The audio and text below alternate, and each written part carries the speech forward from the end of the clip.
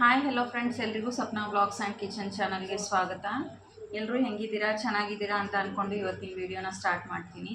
ಯಾರಾದರೂ ಹೊಸದಾಗಿ ನೋಡ್ತಿದ್ರೆ ನಮ್ಮ ಚಾನಲ್ನ ಸಬ್ಸ್ಕ್ರೈಬ್ ಮಾಡ್ಕೊಂಡು ನೋಡಿ, ಮತ್ತು ನಮ್ಮ ವೀಡಿಯೋಗಳು ನಿಮ್ಗೆ ಇಷ್ಟ ಆಗ್ತಿದ್ರೆ ಒಂದು ಲೈಕ್ ಮಾಡಿ, ಶೇರ್ ಮಾಡಿ ಮತ್ತು ಕಮೆಂಟ್ ಮಾಡಿ ಅಂತ ಹೇಳ್ತಾ ಬನ್ನಿ ಇವಾಗ ಯಾವ ಟಾಪಿಕ್ ಬಗ್ಗೆ ವೀಡಿಯೋ ಮಾಡಬೇಕು ಅಂತ ಬಂದಿದ್ದೀನಿ ಅಂದರೆ, ನಾನು ಮಾಡಿರೋ ತಪ್ಪಿಂದ ನನ್ನದೊಂದು 3 ವೀಡಿಯೋ ಡಿಲೀಟ್ ಆಗೋ ಚಾನ್ಸಸ್ ಇದೆ. ಈ ತಪ್ಪನ್ನು ನೀವು ಮಾಡಬೇಡಿ ಅನ್ನೋದಕ್ಕೆ ನಾನು ಈ ವಿಷಯನ ತೊಗೊಂಡು ಬಂದಿದ್ದೀನಿ. ಇವತ್ತೇನು ಬ್ಲಾಗ್ ಥರ ಏನು ಮಾಡ್ತಿಲ್ಲ, ಒಂದು ಟಾಪಿಕ್ನ ಇಟ್ಕೊಂಡು ವೀಡಿಯೋ ಮಾಡೋಣ ಅಂತ ಬಂದಿದ್ದೀನಿ.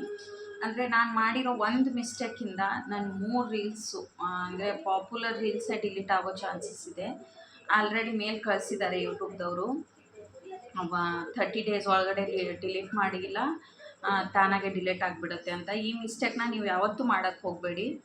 ಯಾಕಂದರೆ ಪಾಪ್ಯುಲರ್ ಲಿಸ್ಟಲ್ಲಿ ಹೋಗಿರುತ್ತೆ. ನಾವು ಮಾಡಿರೋ ಒಂದು ಚಿಕ್ಕ ಮಿಸ್ಟೇಕಿಂದ ಆ ವೀಡಿಯೋನೇ ಡಿಲೀಟ್ ಆಗುತ್ತೆ ಅಂದರೆ ಒಂಥರ ಬೇಜಾರಾಗಿಬಿಡುತ್ತೆ ಮನಸ್ಸಿಗೆ. ಏನು ಮಾಡೋಕ್ಕಾಗಲ್ಲ. ಇವಾಗ ಆಗಿದ್ದಾಗೋಯ್ತು, ಮತ್ತೆ ಮಾಡ್ಕೊಂಡು ಹೋಗೋಣ, ಚೆನ್ನಾಗಿರೋ ವೀಡಿಯೋ ಮಾಡೋಣ ಅಂತ ಅಂದ್ಕೊಂಡು ಮೈಂಡ್ನ ಕೂಲ್ ಮಾಡ್ಕೋಬೇಕಷ್ಟೇ. ಈ ತಪ್ಪನ್ನು ನೀವು ಯಾವತ್ತೂ ಮಾಡೋಕ್ಕೆ ಹೋಗಬೇಡಿ. ಈ ರೀತಿ ಮಾಡಿದ್ರೆ ರೀಲ್ಸ್ ಅಷ್ಟೇ ಅಲ್ಲ, ವೀಡಿಯೋಗಳು ಲಾಂಗ್ ವೀಡಿಯೋಗಳು ಕೂಡ ಡಿಲೀಟ್ ಆಗೋ ಚಾನ್ಸಸ್ ಇರುತ್ತೆ. ಲಾಂಗ್ ವೀಡಿಯೋಗಳು ಡಿಲೀಟ್ ಆದರೆ ನಮ್ಮ ವಾಚ್ ಟೈಮ್ ಕವರ್ ಆಗೋದಿಲ್ಲ. ವಾಚ್ ಟೈಮ್ ಕವರ್ ಆಗಲಿಲ್ಲ ಅಂದರೆ ನಮ್ಮ ಚಾನಲ್ ಬೇಗ ಮೊನಟೈಸೇಷನ್ಗೆ ಹೋಗೋದಿಲ್ಲ. ಇಷ್ಟೆಲ್ಲ ಪ್ರಾಬ್ಲಮ್ಸ್ಗಳು ಸಾಲ್ವ್ ಆಗೋಷ್ಟರಲ್ಲಿ 1 ವರ್ಷನೇ ಮುಗ್ದೋಗಿರುತ್ತೆ. ಅದಕ್ಕೆ ನೀವು ಲಾಂಗ್ ವೀಡಿಯೋ ಮಾಡಬೇಕಾದ್ರೆ ನೋಡ್ಕೊಂಡು ಮಾಡಿ. ಯೂಟ್ಯೂಬ್ ರೂಲ್ಸ್ಗಳಿರುತ್ತಲ್ಲ, ಅದನ್ನೆಲ್ಲ ನೀಟಾಗಿ ಫಾಲೋ ಮಾಡ್ಕೊಂಡು ವೀಡಿಯೋಗಳು ಮಾಡಿದ್ರೆ ಯಾವುದೇ ರೀತಿ ಡಿಲೀಟ್ ಆಗೋ ಚಾನ್ಸಸ್ ಇರಲ್ಲ, ಮತ್ತು ಯಾವುದೇ ಟೆನ್ಷನ್ ಇರಲ್ಲ ತಲೆಗೆ. ಅಯ್ಯೋ, ನಾನು ಅವ್ರ ಅರ್ಧ ವೀಡಿಯೋ ನಮ್ದು ಅರ್ಧ ವೀಡಿಯೋ ತೊಗೊಂಡ್ಬಿಟ್ನಾ, ಇಲ್ಲ ನಾನು ಬೇರೆಯವ್ರ ವೀಡಿಯೋ ತೊಗೊಂಡ್ಬಿಟ್ಟು ನಾನು ಯೂಟ್ಯೂಬ್ ಚಾನಲ್ಗೆ ಹಾಕ್ಬಿಟ್ನಾ. ಇಲ್ಲ, ಆ ಥರ ಮಾಡೋಕ್ಕೆ ಯಾವತ್ತೂ ಹೋಗಬೇಡಿ. ಆ ರೀತಿ ಮಾಡಿದ್ರೆ ಒಂದು ರೀಯೂಸ್ ಕಂಟೆಂಟ್ ಅಂತ ಬರುತ್ತೆ, ಇಲ್ಲ ಆ ವಿಡಿಯೋ ಡಿಲೀಟ್ ಆಗೋ ಚಾನ್ಸಸ್ ಇರುತ್ತೆ.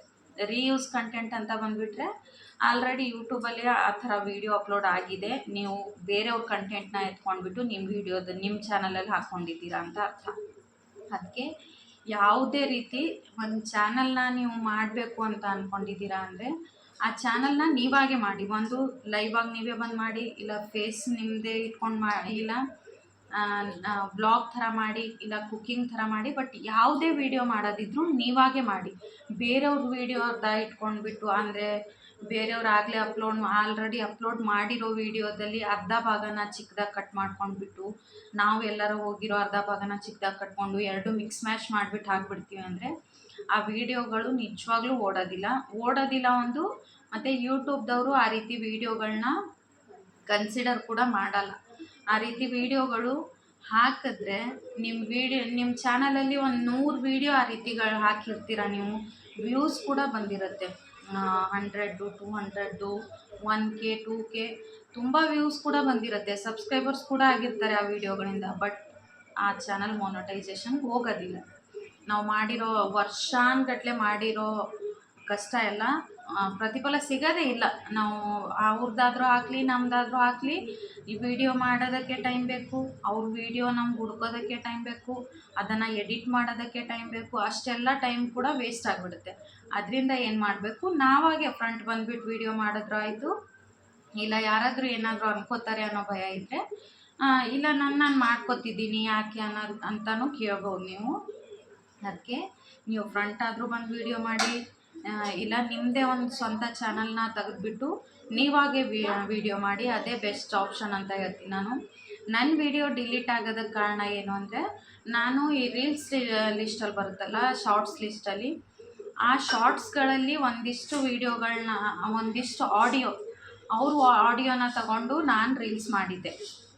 ಶಾರ್ಟ್ ವಿಡಿಯೋ ಅಂದರೆ ಮಿನಿ ಬ್ಲಾಗ್ ಥರ ಏನಲ್ಲ, ಶಾರ್ಟ್ ವಿಡಿಯೋ ಅಷ್ಟೇ ರೀಲ್ಸ್ ಮಾಡಿದ್ದೆ. ಅವರು ನಾನು ಮಾಡಿರೋ ಶಾರ್ಟ್ ರೀಲ್ಸ್ ಮಾಡಿದ್ನಲ್ಲ, ಆ ಆಡಿಯೋ ಇಲ್ಲ ಒಂದು ಅವ್ರ ಚಾನಲಿಂದ ಅವ್ರ ವಿಡಿಯೋ ಡಿಲೀಟ್ ಆಗಿರ್ಬೋದು, ಇಲ್ಲ ಅವ್ರ ವಿಡಿಯೋ ಮಾಡಿರೋ ವಿಡಿಯೋಗೆ ಆಡಿಯೋ ತೆಗ್ದಿರ್ಬೋದು. ಅವರು ವಿಡಿಯೋ ಆಡಿಯೋ ಹೊಟ್ಟೋದ್ರೆ ನಾನು ಅವ್ರ ಆಡಿಯೋ ತೊಗೊಂಡು ರೀಲ್ಸ್ ಮಾಡಿರ್ತೀನಲ್ವ, ನನ್ನ ವಿಡಿಯೋಗೂ ಕೂಡ ಆಡಿಯೋ ಹೊಟ್ಟೋಗುತ್ತೆ. ಇಲ್ಲ ನಾನು ಡಿಲೀಟ್ ಮಾಡಬೇಕು ಇಲ್ಲ ಅದು ಮ್ಯೂಟ್ ಆಗಿಬಿಡುತ್ತೆ ಅಂತ ನಂಗೆ ಮೇಲ್ ಬಂದಿದೆ. ಆಲ್ರೆಡಿ ನನ್ನ 3 ವೀಡಿಯೋಗಳು ಮ್ಯೂಟ್ ಆಗಿಬಿಟ್ಟಿದೆ. ಯಾವುದೇ ರೀತಿ ಮ್ಯೂಸಿಕ್ ಇಲ್ಲ, ಮತ್ತು ಯಾವುದೇ ರೀತಿ ರಿಕಮೆಂಡೇಷನ್ ಇಲ್ಲ, ಮತ್ತು ಯಾವ ವ್ಯೂಸು ಕೂಡ ಬರ್ತಿಲ್ಲ. ಆ ವೀಡಿಯೋಗಳು ಆಲ್ರೆಡಿ ವ್ಯೂಸ್ ಸ್ಟಾಪ್ ಆಗೋಗಿದೆ. ಮತ್ತು ಸೌಂಡ್ ಕೂಡ ಇಲ್ಲ, ಮ್ಯೂಸಿಕ್ ಸೌಂಡ್ ಕೂಡ ಇಲ್ಲ, ಮ್ಯೂಟ್ ಆಗಿಬಿಟ್ಟಿದೆ ಎಲ್ಲ. ಆಲ್ರೆಡಿ ಮೇಲ್ ಬಂದಿತ್ತು, ಬಟ್ ನಾನು ನೋಡೋದು ಲೇಟ್ ಮಾಡಿ ನೋಡಿದೆ. ಮೇಲ್ ಬಂದುಬಿಟ್ಟು ಫೆಬ್ರವರಿ 5 ಅನಿಸುತ್ತೆ ಮೇಲ್ ಬಂದಿದ್ದು. ಇಲ್ಲ, ಇವಾಗ ಒಂದು 10-15 ದಿವಸ ಆಯ್ತು ಅನಿಸುತ್ತೆ ಮೇಲ್ ಬಂದು. ಬಟ್ ನಾನು ನೋಡಿರೋದು ರೀಸೆಂಟಾಗಿ ನೋಡಿದೆ, ಅದೇ ಪ್ರಾಬ್ಲಮ್ ಆಗಿರೋದು. ಆಗಲೇ ನೋಡಿದರೆ ಅವರು ಹೇಳಿದ್ದಾರೆ, ನೀಟಾಗಿ ತಿಳಿಸ್ಬಿಟ್ಟೆ ಮೇಲ್ ಕಳಿಸಿದ್ದಾರೆ. ಅಂದರೆ ನಮಗೆ ಅರ್ಥ ಆಗೋ ರೀತಿಲೇ ಮೇಲ್ ಕಳಿಸಿದ್ದಾರೆ. ಏನಪ್ಪ ಅಂದರೆ, ನೀವು ಅದನ್ನು ಡೌನ್ಲೋಡ್ ಮಾಡಿಕೊಂಡು ಬೇರೆ ಆಡಿಯೋ ಇಲ್ಲ ಬೇರೆ ಮ್ಯೂಸಿಕ್ನ ನೀವಾಗೇ ಯೂಟ್ಯೂಬಲ್ಲಿ ಸರ್ಚ್ ಮಾಡಿಬಿಟ್ಟು ಅಪ್ಲೋಡ್ ಮಾಡ್ಬೋದು ಅಂತ ಹಾಕಿದ್ದಾರೆ. ಇಲ್ಲ ಡಿಲೀಟ್ ಮಾಡಿಬಿಡಿ. ನಾವು ಡಿಲೀಟ್ ಒಂದು ಡೇಟ್ ಕೊಟ್ಟಿರ್ತಾರೆ ಅವರು, 30 ಡೇಸ್ ಒಳಗಡೆ ಡಿಲೀಟ್ ಮಾಡ್ತೀವಿ ಅಂತ ಒಂದು ಡೇಟ್ ಕೊಟ್ಟಿದ್ದಾರೆ. ಆ ಡೇಟ್ ಒಳಗಡೆ ನಾವು ಏನಾದರೂ ಅದನ್ನು YT ಸ್ಟುಡಿಯೋಗೆ ಹೋಗಿ ಡೌನ್ಲೋಡ್ ಮಾಡ್ಕೊಳ್ಳಿಲ್ಲ ಅಂದರೆ, ನಮ್ಮ ಡಿವೈಸ್ಗೆ ಸೇವ್ ಮಾಡ್ಕೊಳ್ಳಿಲ್ಲ ಅಂದರೆ ಡಿಲೀಟ್ ಆಗೋಗುತ್ತೆ. ಅವ್ರು ಡಿಲೀಟ್ ಮಾಡಿದ್ದಾದಮೇಲೆ ನಾವು ಯಾವುದೇ ರೀತಿ ಡೌನ್ಲೋಡ್ ಮಾಡೋದಕ್ಕೂ ಆಗಲ್ಲ, ನಮ್ಮ ಯೂಟ್ಯೂಬ್ ಲಿಸ್ಟಲ್ಲಿ ಕೂಡ ಇರಲ್ಲ, ನಮ್ಮ ಪಾಪ್ಯುಲರ್ ಲಿಸ್ಟಲ್ಲೂ ಕೂಡ ಇರಲ್ಲ, ಎಲ್ಲೂ ಇರಲ್ಲ. ಹಿಂದೆ ಒಂದು 2-3 ದಿವಸದ ಹಿಂದೆ ಅನ್ಲಿಸ್ಟ್ ಆಗೋಗ್ಬಿಟ್ಟಿತ್ತು ಅದು ವೀಡಿಯೋ. ಅನ್ಲಿಸ್ಟಲ್ಲಿ ನಾವು ವೀಡಿಯೋ ಅಪ್ಲೋಡ್ ಮಾಡಿದಾಗ ಪಬ್ಲಿಕ್ ಲಿಸ್ಟಲ್ಲಿ ಇಟ್ಬಿಟ್ಟು ಅಪ್ಲೋಡ್ ಮಾಡಿರ್ತೀವಿ, ಬಟ್ ಅದು ತಾನಾಗೆ ಅನ್ಲಿಸ್ಟ್ ಆಗೋಗ್ಬಿಟ್ಟಿತ್ತು. ಬಹುಶಃ 4-5 ದಿವಸದ ಹಿಂದೆ ಅನಿಸುತ್ತೆ. ನಾನು ಹೇಳಿದ್ನಲ್ವ ರೀಲ್ಸ್ಗಳು, ಆ ರೀಲ್ಸ್ಗಳು ಅನ್ಲಿಸ್ಟಲ್ಲಿ ಹೋಗ್ಬಿಟ್ಟಿತ್ತು. ನಾವು ರೀಲ್ಸ್ ಅಪ್ಲೋಡ್ ಮಾಡಬೇಕಾದ್ರೆ ಪಬ್ಲಿಕಲ್ಲಿಟ್ಟು ಅಪ್ಲೋಡ್ ಮಾಡಿರ್ತೀವಿ, ಬಟ್ ಅವು ತಾನಾಗೆ ಅನ್ಲಿಸ್ಟ್ ಆಗೋಗ್ಬಿಟ್ಟಿತ್ತು. ಅನ್ಲಿಸ್ಟ್ ಆದರೆ ನಮ್ಮ ಯೂಟ್ಯೂಬ್ ಚಾನಲ್ ಲಿಸ್ಟಲ್ಲಿ ಪಾಪ್ಯುಲರಲ್ಲೂ ತೋರಿಸಲ್ಲ, ಮತ್ತು ವೀಡಿಯೋ ಲಿಸ್ಟಲ್ಲೂ ಕೂಡ ತೋರಿಸಲ್ಲ. ನಾನು ಯಾವುದಕ್ಕೆ ಏತಕ್ಕೆ ಅಂತ ನೋಡಿದಾಗ YT ಸ್ಟುಡಿಯೋಗೆ ಹೋಗಿ ನೋಡಿದೆ. ಅಲ್ಲಿ ನೋಡಿದಾಗ ಗೊತ್ತಾಯಿತು ಅನ್ಲಿಸ್ಟ್ ಆಗಿದೆ ಅಂತ. ಮತ್ತು ಅದನ್ನು ಅನ್ಲಿಸ್ಟಿಂದ ತೆಗೆದು ಪಬ್ಲಿಕ್ ಮಾಡಿದ್ದೆ ನಾನು. ಬಟ್ ಅದರ ಮ್ಯೂಸಿಕ್ಕು ಮ್ಯೂಟ್ ಆಗಿಬಿಟ್ಟಿದೆ, ಏನು ಮಾಡೋಕ್ಕಾಗಲ್ಲ. ಅದು ಡಿಲೀಟ್ ಮಾಡಬೇಕು ನಾವು ಇವಾಗ. ಆ ವೀಡಿಯೋಗಳು ಡಿಲೀಟ್ ಮಾಡಬೇಕು. ಮತ್ತು ಅದೇ ಮ್ಯೂಸಿಕ್ನ ಬೇರೆಯವ್ರ ಆಡಿಯೋ ತಗೋಬಾರ್ದು. ನಾವು ನಮ್ಮದೇ ಒಂದು ಆಫಿಷಿಯಲ್ ಮ್ಯೂಸಿಕ್ಕು, ಒರಿಜಿನಲ್ ಸೌಂಡ್ ಅಂತ ಇರುತ್ತಲ್ವ, ಅಲ್ಲಿಂದ ಮ್ಯೂಸಿಕ್ನ ಎತ್ಕೊಂಡ್ಬಿಟ್ಟು ಬೇರೆ ಥರ ವೀಡಿಯೋ ಮಾಡಿ ಅಪ್ಲೋಡ್ ಮಾಡಬೇಕಷ್ಟೇ. ಇವಾಗ ಏನು ಮಾಡೋಕ್ಕಾಗಲ್ಲ. ಬಟ್ ಈ ತಪ್ಪನ್ನು ನೀವು ಯಾವತ್ತೂ ಮಾಡೋದಕ್ಕೆ ಹೋಗಬೇಡಿ. ಇವಾಗ 2025 ಹೊಸದಾಗಿ ಬಂದಿರೋ ಅಪ್ಡೇಟ್ ಅನಿಸುತ್ತೆ ಇದು. ಮತ್ತು ಆ ರೀತಿ ನಾವು ಮಾಡಿದ್ರೆ ಕೂಡ ಆ ವೀಡಿಯೋಗಳು ಜಾಸ್ತಿ ದಿನ ಉಳಿಯಲ್ಲ. ಯೂಟ್ಯೂಬ್ದವರೇ ಡಿಲೀಟ್ ಮಾಡಿಬಿಟ್ಟಿರ್ತಾರೆ, ಯೂಟ್ಯೂಬ್ ಸರ್ವಿಸ್ ಅವರೇ ಡಿಲೀಟ್ ಮಾಡಿಬಿಟ್ಟಿರ್ತಾರೆ.